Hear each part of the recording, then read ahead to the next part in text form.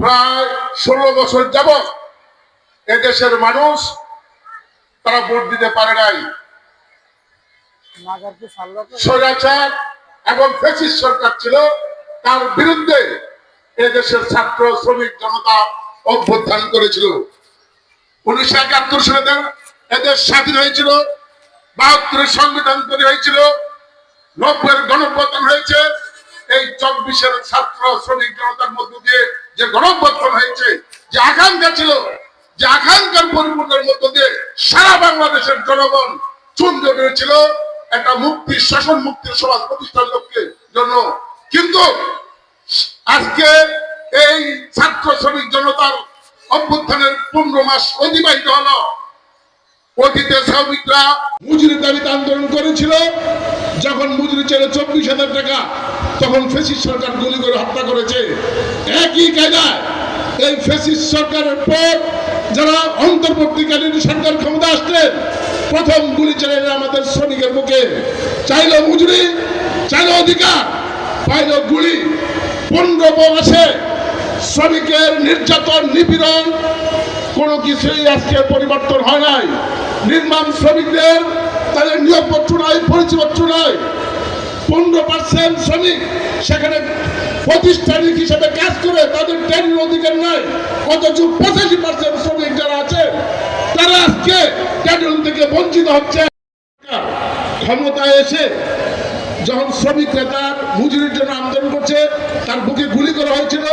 কিন্তু অন্তর্বর্তীকালীন সরকার এসে শ্রমিকদের ন্যূনতম একটা মজুরি ঘোষণা করবে, শ্রমিকদের ন্যায্য গণতান্ত্রিক অধিকার প্রতিষ্ঠা করবে এবং সেখানে রিক্সা শ্রমিকদের একটা নীতিমালা প্রণয়ন করবে এবং সেখানে রুলিং মিল শ্রমিকদের জন্য একটা নিয়োগপত্র পরিচয় প্রদান করবে।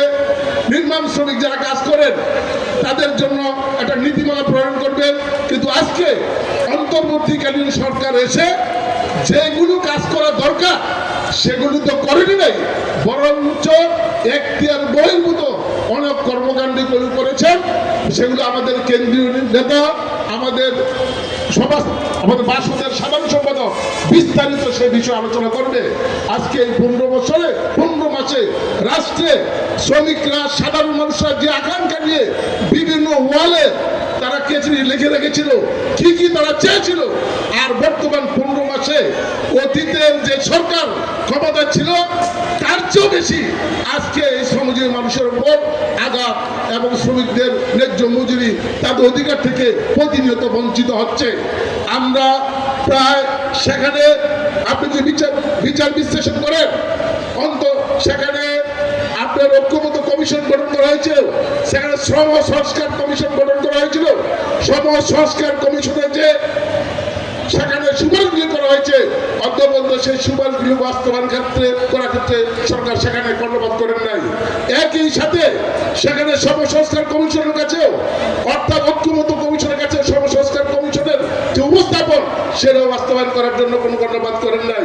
এই সরকার আজকে যে ছাত্র শ্রমিক জনতার অভ্যুত্থানের মধ্য দিয়ে যে ক্ষমতা আসছে, আমরা 1971 স্বাধীনতার যে আকাঙ্ক্ষা সেটা বুলন্দিত হওয়ার কারণে 90-এর গণঅভ্যুত্থান হয়েছে। 90-এর গণঅভ্যুত্থানে সেখানে শ্রমিকরা তার অধিকার পায় নাই। এই 24-এর গণঅভ্যুত্থান হয়েছে, জীবন দিয়েছে, রক্ত দিয়েছে। আমরা বারবার বাংলাদেশের সমাজতান্ত্রিক দল দেশ স্বাধীনতার 9 বছরের মাথায় একটা রাষ্ট্রে যে পুঁজিবাদী সমাজ ব্যবস্থায় দেশের মানুষের, গরিব মানুষের ভাগ্য পরিবর্তন হবে না। গরিব মানুষের ভাগ্য পরিবর্তন করতে হলে নিয়ম নীতি পরিবর্তন করতে হবে। এই পুঁজিবাদী সমাজ ব্যবস্থা দিয়ে সেখানে শ্রমজীবী মানুষের ভাগ্য পরিবর্তন করবে না। শ্রমজীবী মানুষের ভাগ্য পরিবর্তন করতে হলে সমাজতান্ত্রিক ব্যবস্থার বিনিময় ছাড়া সেখানে বৈষম্য দূর হবে না। বৈষম্যের কথা বললেই বৈষম্য দূর হবে না। বৈষম্য দূর করার জন্য এটা নিয়ম, একটা পদ্ধতি, সেই পদ্ধতিকে পরিবর্তন করতে হবে। সেই পদ্ধতি পরিবর্তন করার জন্য বাংলাদেশের সমাজতান্ত্রিক দল তার জন্মলগ্ন থেকে সংগ্রাম করছে। শ্রমিক তার ন্যায্য মজুরি, শ্রমিক তার অধিকার, শ্রমিক তার ন্যায্য মজুরি পায় না। শ্রমিক কোথায় কোথায় তার অধিকার থেকে বঞ্চিত হচ্ছে। শ্রমিকদেরকে রাজনৈতিকভাবে সচেতন করে 7,50,00,000 শ্রমজীবী মানুষ, 12 কোটি মাত্র ভোটার, 7,50,00,000 শ্রমজীবী মানুষের মধ্যে শ্রমিকরা সেখানে আপনার পার্লামেন্টে যেতে পারে না, সেখানে ব্যবসায়ীরা ওই পার্লামেন্টকে একটা সেখানে ক্লাবে পরিণত করা হয়েছে। বাস্তবে সেই ক্লাব পার্লামেন্টে তৈরি হবে, আইন প্রণয়ন হবে, রাষ্ট্র কিভাবে চলবে, রাষ্ট্রনীতি কি হবে, পররাষ্ট্রনীতি কি হবে, শ্রমনীতি কি হবে, সমস্ত নীতি সেখানে প্রণয়ন করা হবে। আসলে ওই অতীতের যে সরকার 2014 সালের নির্বাচন, 2018 সালের নির্বাচন, 2024 সালের নির্বাচন, যেই শ্রমজীবী মানুষের অধিকার থেকে বঞ্চিত করা হচ্ছে।